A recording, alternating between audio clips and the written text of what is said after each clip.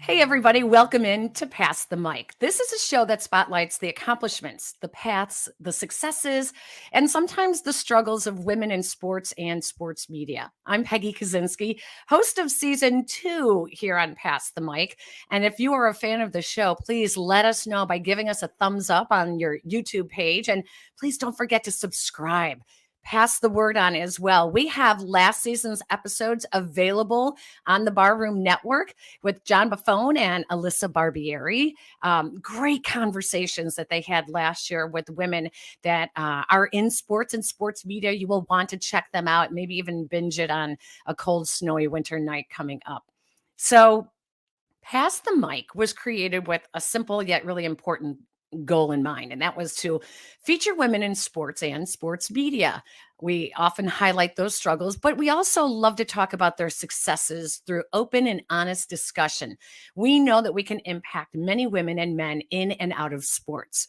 So you may not know much about me, but my history, I was a sports broadcaster in Chicago at NBC Chicago, at ESPN Radio in Chicago, 25 years.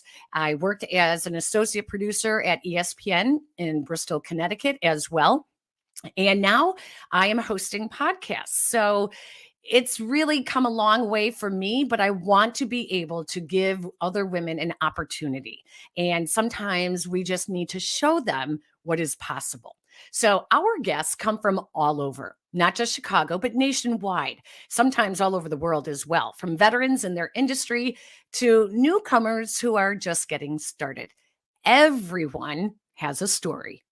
So this week, our guest works in the executive front offices of the National Football League. But you guys got to check this out because she has been named to People Magazine's 25 Women Changing the World, Fortune's 40 Under 40, and named one of Sports Illustrated's most powerful, most influential, and most outstanding women in sports. Let's welcome in Sam Rapoport, Senior Director of Football Development for the NFL. Hi, Sam. How are you?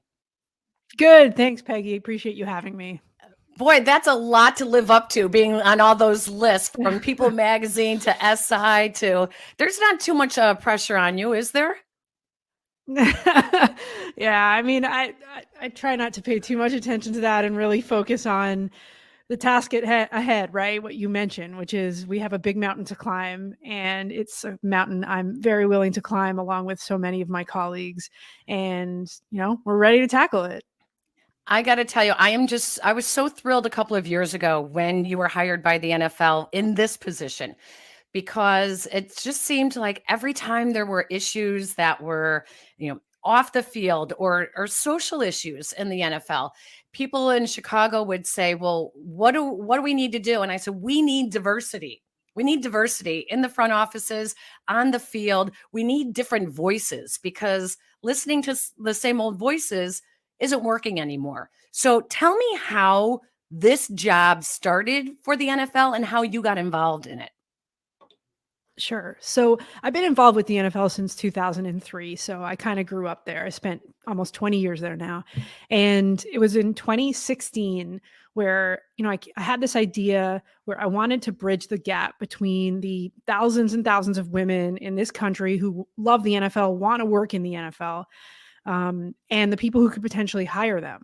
So I was playing on a charity flag football event with Commissioner Roger Goodell. He was a quarterback on one side. I was a quarterback on the other side.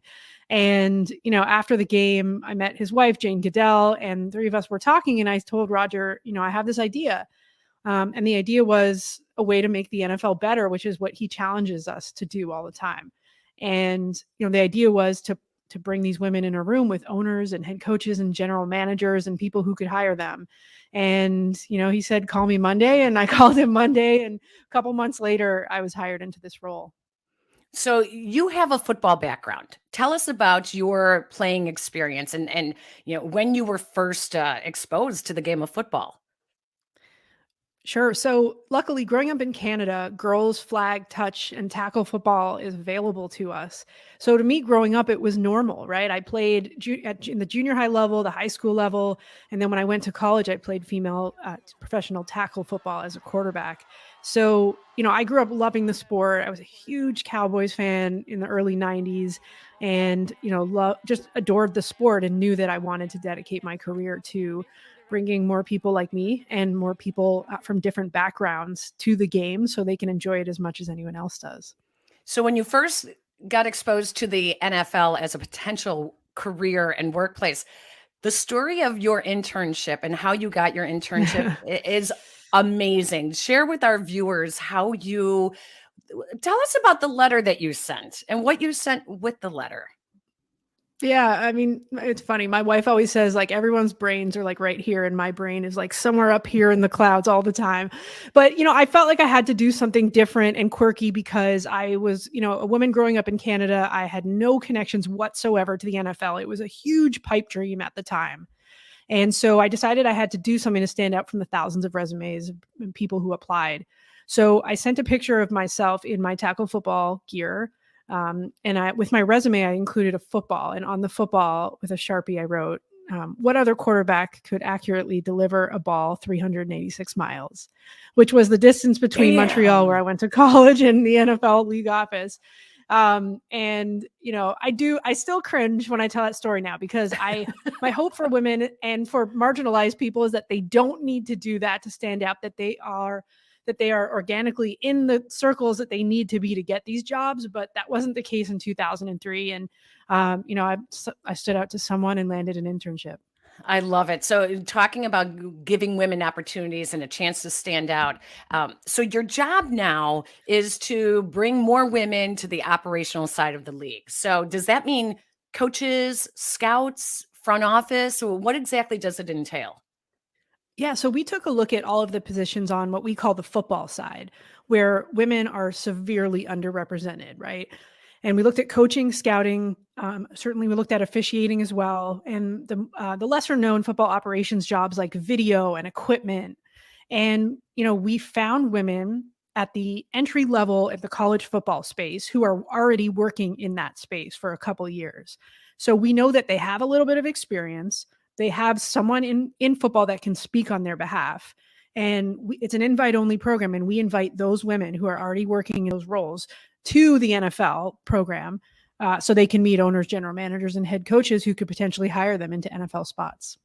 So I'll tell you about I did an interview with Virginia McCaskey, the owner of the Bears. I have known Virginia for, oh my goodness, 25, 30 years maybe. She was one of my first interviews when I came to Chicago. And I interviewed her for the Centennial season a couple of years ago. And I said at the end, Virginia, when do you think the Bears will have a woman on the field in a coaching capacity? Now, I really, really like Virginia a lot. She is really a lovely woman. But when you understand that back in, the 30s and 40s, she got involved with the team because of her dad. She got involved to help her dad. She went to college, but this was all to help her father. She had no intention at all of getting involved as she is now as an owner. And she very carefully sidestepped it. And I respect that because of her generation. So tell me, when you have owners who are part of an old boys club and have had to get where they are just because they've learned how to sidestep and work with the old boys club, how are you breaking through that old boys club to actually listen? So great question, and a couple of strategies we have. We know that, especially for people in older generations, right? This is brand new to them, right? They've never seen this. They can't visualize it. And so it'll take time for people that have that opinion, which is okay. We're patient with them. What we've focused on, though, to make progress and make change is we have worked with the owners and owners, head coaches, and general managers who believe in this, who are willing to take a risk on it, and who are willing to carry the torch really, and make progress in this space so others will follow. And, if you look at owners like Kim Pagula and Darcy Glazer Kasowitz and Sheila Ford and, so many others who have, raised their hand and said, we're going to do this. Head coaches like Ron Rivera, Sean McDermott,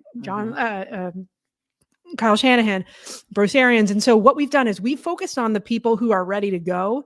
And what we assume, which has proven correct thus far, is that the others who are questioning it will start to buy in once they experience it and see that it's a very positive thing. And an example of that is Sean McDermott was on Ron Rivera's staff. Sean McDermott was Ron Rivera's defensive coordinator in Carolina, where Jennifer King coached. So Sean was exposed to it. Sean saw it. Sean saw it was only a positive. And when he got the top job in Buffalo, he hired a woman almost every single year. He had a female coach in place. So sometimes it takes experiencing it to realize that it's not as scary as people think it is, and it actually helps your club. And I think anyone with the mentality of, maybe this shouldn't happen, once they experience it, that will go away. Well, and sometimes you also have to, not force it, but when the NFL established the Rooney Rule, it was intended for almost that reason. For those of you who, this isn't within, what your comfort space is, we're going to tell you that you have to at least include a minority in your interview process. So does that mean there's a Rooney Rule now for women with the NFL? And if so, like what jobs? Yeah, the Rooney Rule does apply for the women on the business side, for senior jobs, and at the league office as well for senior jobs. And some clubs have implemented it for more than that. The challenge on the football side is that, if I'll look at the head coach position, is we don't have any woman right now in the pipeline who is ready to take on the head coach position. So we can't apply the Rooney Rule to that because there'd be no one to interview. There's no offensive or defensive coordinators or special teams coordinators who are women. But as we progress and as more women are enter into the pipeline and ascend in the pipeline, it's without question that we'll get there at some point. We just need to make sure that there are enough women to include in that rule, because right now there are not. So how many teams are we talking right now employ a woman in a coaching position? And are we talking, is this a full-time staff position or is this a part-time position? Because we've seen some women in the past during training camp. How many still have women on their staff in a coaching capacity? So we have 5 teams this year that have a full-time coach. And we had, but at the beginning of this season for training camp, there were 12 women in coaching positions. But, people often say like, well, what's the discrepancy there? But with men, there's a much larger discrepancy, right? There are several clubs have several positions during training camp where they bring people in, and there are no full-time roles for them. It's just to give them an opportunity. So, there's no difference between men and women in that space. Some people go on in full-time and some people don't. But our annual racial and gender report card just came out from the University of Central Florida that puts that out, and mentioned that we're leading all professional sports leagues in the number of female coaches we have. So I'm not pounding our chest there. We have a long way to go, and our progress is not as fast as any of us want it to be, but we've planted the seed now, and we're going to water it and make sure it grows. So when the Bears hired Ashton Washington as one of the first female scout in Chicago Bears history earlier this year, it was very quiet, Sam. She isn't doing interviews. They kept it very quiet. And on the one hand, I said, well, that means progress. You don't have to, always be the first. And when do we stop being the first here and the first there? Like, when is it okay that, oh, yeah, by the way, there happens to be a woman scout on the staff? Or do we still need to be, honking the horns and blowing the whistles because we want other women to see this and to know that there are opportunities in the National Football League? Yeah, I think the beginning of your point was so poignant, right? It's starting to become normal because we no longer need to, fire the cannons when a woman is hired into a position. Our take on it has always been acknowledge it because it's important and then move on. And we do that for a couple of reasons. Number one, using Ashton as an example, it's not fair for her to have that extra spotlight or those extra rocks in her backpack, as we call it, to carry the torch for all women of color. And if she succeeds, and women belong, and if she doesn't, women don't. That is absolutely not fair to anyone, right?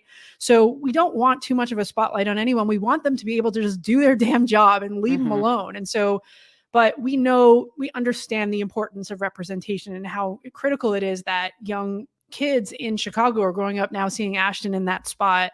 And, I just interviewed Jennifer King, the Washington football team assistant running back coach, a couple of days ago. And she said that if she had grown up seeing a female in this position, her entire life would have been different, just seeing them on the sidelines. So we know the importance of that, and that's why we recognize it. But we quickly recognize it, and then we move on. That's exactly why I got into sports broadcasting. I was in college. I walked into my brother's apartment, and they were all watching this new channel called ESPN.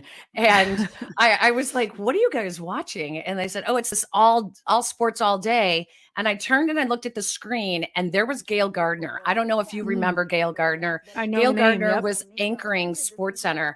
And it stopped me in my tracks. This was in the 80s, the early 80s. And I said, "Oh, wait a second. Women can anchor sports." I thought, this is crazy. And that was all I needed to see. I mean, I had a picture of Bob Costas hanging in my apartment, but to see another woman doing it, it was so powerful for me. It just, sometimes all it is just one. You may influence just one. So that's just my little story. But I want to get back to the Bears for a second. So Sure. tell us about how open they have been, and is it Ryan Pace that maybe you've had conversations with where he considered Ashton hiring her as a scout? Is it come from ownership? I mean, give us an idea of how open the Bears have been to hiring a woman. Yeah, the Bears have been supportive, and we've been excited to work with them in several different capacities. I've spoken to Mr. McCaskey quite a bit about this effort, and he's incredibly supportive of it. The way that Ashton got hired was, part of our strategy is we reach out to people who are on the cusp of getting that general manager job. And the reason we bring them in is their availability is usually better than general managers and head coaches. And we know that they're a little younger, they're a little more progressive, and they're in a position to hire people, but also soon they will be in that top spot. And that's where Champ Kelly entered the room, who is an incredibly talented individual who works with Ryan. In my mind, no question, he's going to be a general manager, next season or the season after. And he showed up to the event. He firmly believes in it. He met Ashton through our one-on-one breakout sessions that we host, and he was blown away by her. She has so much experience. She has NFL head coaches that can speak on her behalf about how she performed, in Lovie Smith. And, he brought her name to the table when they were discussing hiring, and she got hired. And the beauty of that story, Peggy, and why it kind of gives me goosebumps is because, and the way people are hired in the NFL when you need to hire really quickly is, I know a guy. Yes. It's always been, I know a guy. It's like, hey, let's bring Bill in. He's great. I heard great things. So when the discussion started, Champ knew a woman, right? I know a person. And he brought Ashton to the table, and she earned the spot, right? Her resume is incredibly impressive. So, I physically have goosebumps telling that story because we are trying to contrive that I know a guy to move to I know a person. And that's what happened in Chicago. Oh, that is just so true. So tell us about the programs that are available to women to give them the exposure to the front offices. Like you said, with Champ and with Ryan Pace, what's available to them? So a couple things. So we run an annual program. It's invite only because we have a very specific criteria for the program. Every year, it's typically at Combine. COVID will likely mess that up this year, next year. But annual program, 40 women in a room who have entry-level college football experience.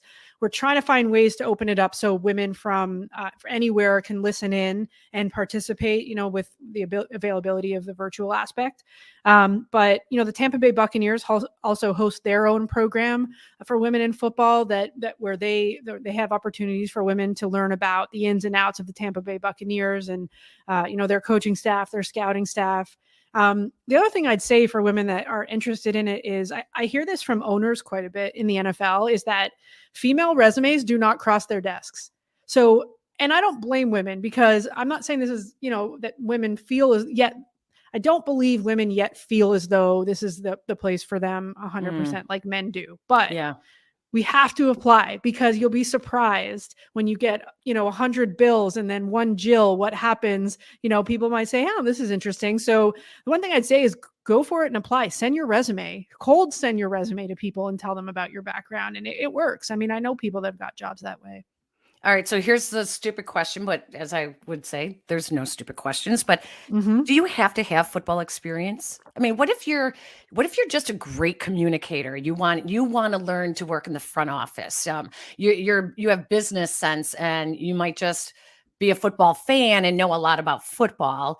Um, do you have to have playing experience? Do you have to have played the game? To coach, are you talking about, Peggy, or just in Either one, general? in general. So to coach, you do not, I mean, no position you need playing experience. That we need to dispel that myth. That is not the case. To coach, you need obviously a extensive background in football. You need to understand the game and you need to understand the X's and O's. But I would argue that I'm not sure there's another position where that is the case. And, there are so many positions, even within football operations. Analytics is a great example, right? Football analytics is on the rise. Every team is looking into it. If you are, a math expert from MIT who has never, who never have played the game or never been involved, you have to understand the game to an extent. The way that you can apply that knowledge to make a head coach better and help him inform his decisions at this point is invaluable. Scouting is one of those fields that the myth needs to be dispelled, that you need to know football in and out to do that role. There's no college or university for scouting, right? You learn on the job. So all you need to do is have a passion for evaluation and be open to learning. And once you get in there, you're taught how to evaluate. You don't need to walk in and know how to evaluate. And at our program, that's something interesting that we try to push women to the scouting role, because their first instinct is, oh, I don't know how to evaluate talent. And what we say is, you don't need to. That's what you learn on the job. And Mm. so, it's required for coaching. You really need to understand the game if you're in coaching. There's no way around that. But the rest of the job, like what we're doing, isn't rocket science. You learn on the job. Totally, I totally agree. Our last question now, and thank you so much for spending so much time. It's just such a fascinating role that you have. And um, Sure. have you had any difficulties? Have there been any struggles for you as a woman working in the National Football League? We'd like to highlight on this show. Well, I shouldn't say highlight, because sometimes I think that it's important to just point out the barriers that have been overcome, not necessarily, highlighting the struggles, but maybe just showing the barriers that you have had to overcome in your position. Yeah, sure. I mean, what comes to mind when you ask that question really is like the women who are on the front lines, and the struggles that they have. That's kind of where I focus my energy, and people at the league office focus their energy, because it's not sunshine and rainbows, right? It's not like you put women in these spots and all of a sudden everything goes well. And I'll give you a couple examples of things that we needed to work through that were super challenging. Is, when we started this, there were no female locker rooms for coaches. So female coaches were literally popping tents in stadiums to get changed because there was nowhere for them to go. As soon as we found this out, obviously we completely changed it. And I give all the credit to our game operations unit, who, mandated that every club, every stadium must have an area for women to get changed. And that, so now you'll see female coach locker rooms, at the Super Bowl and at stadiums. Big challenge that we had to overcome. And when we were trying to do this as quickly as we could, there were so many aspects of the inclusion side of what we're doing that we needed to make sure we were taking inventory of and fixing as we go. Another one was apparel, right? Like a lot of the time, women had to wear men's apparel to coach. And, some women love wearing men's clothes. I love wearing men's clothes, but a lot of women don't love to wear men's clothes, and they look ridiculous in it. You look like a clown, right? It's way too big for you. Nothing Yes. fits. And so we immediately dealt with, spoke with our Nike reps and our consumer products division and made sure that we had replica apparel for the women and men. And, it sounds trivial, but it's not at all. It's actually incredibly important to do your job well, to feel as though you look professional and you look like you belong. Because I often tell men when they don't understand this, that if they had to coach in a dress, they would feel very unprofessional, unless they love dresses, but they would feel very unprofessional and not like themselves. And Right. everyone would look at them and say, what the hell is he doing? Right. So women need to feel, and women deserve to feel, that same level of I belong from a visual standpoint, and, everything else that comes with it. Well, the future seems so bright for women in football in the National Football League. When I look at the other leagues, I see Kim Ng with Major League Baseball, and you see Becky Hammon in the NBA. And to know that the numbers for the NFL are even larger than the other two leagues, then it's only a matter of time, isn't it? We're getting close, Peggy. We're getting close. Yeah, I love it. ubiquity and normalization is what we're going for, and they're on the horizon. Sam Rapoport, Senior Director of Football Development for the National Football League. Thank you so much for joining Pass the Mic this morning. And we are going to be right back with the mic drop. Are you still sleeping? How tall is the tallest tree? Where do crayons get their color? Do you understand me? How big can a bubble be? How high can I climb? How fast can I run? How long can we spin? She should question everything. Why do we have a bedtime? But never herself. That's why there's Girls in the Game. Are we there yet? Where does water come from? Helping young girls turn why What are clouds made of? into why not.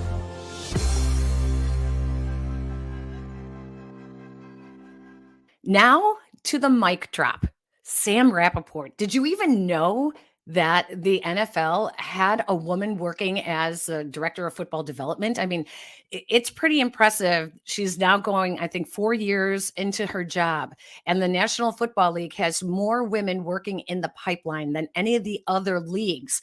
When I brought up to her that, Becky Hammon with the NBA as an assistant coach has been considered now in some head coaching conversations, and Kim Ng with Major League Baseball in Miami as a general manager now, it is only a matter of time before the National Football League has a women in decision-making roles, because that is really, when you get that kind of diversity, that is when it starts to reflect the audience. Now, something we didn't talk about that people should realize is that there are, I believe, 54%. Now, back when I was covering the Chicago Bears, it was 52% of viewers for NFL on Sundays were women. So it only makes sense when the majority of your viewers are women on a Sunday night game or a Monday night game. Then you start realizing that you need to look like your audience does as well. I love to hear the story about the Chicago Bears and how open they are to the diversity and inclusion, and how Ashton Washington got her job as a scout with the Chicago Bears, because she knew somebody in the front office who was already familiar with her. It's all about being able to network and do that. There are so many programs available. Like she said, don't be afraid to just apply. Just like you would anywhere else, do your follow-ups and just keep bugging them and ask them, what kind of experience do you think I should get? Do you know any other, minor league teams or college teams that are hiring that I can look at? That's just how it works in every job, and you can't be afraid to do it if football is your passion as well. Love this episode. Super fun to meet Sam Rapoport. Hey, so if you like this episode as much as I did, click the thumbs up and go back and binge our earlier episodes as well. You can follow me on Twitter at Peggy Kusinski, or Facebook, Peggy Kusinski, NBC Chicago, and on the gram at NBC Peggy. Now, this is not the only show that I host. There is also our podcast that I host for Chicago sportscaster and her son, with my teenage son. That's also here on the Barroom Network, on YouTube, on Podbean, wherever you get your podcast audio, it's available as well. Check it out. Don't forget to subscribe and spread the word about both shows as well. Our thanks to Sam Rapoport and the National Football League. You can follow Sam on Twitter at SamRap10. And thanks to my producer, Aldo Gandia, for making me look good in this show as well. Thank you all for watching. We will see you next time on Pass the Mic. So long.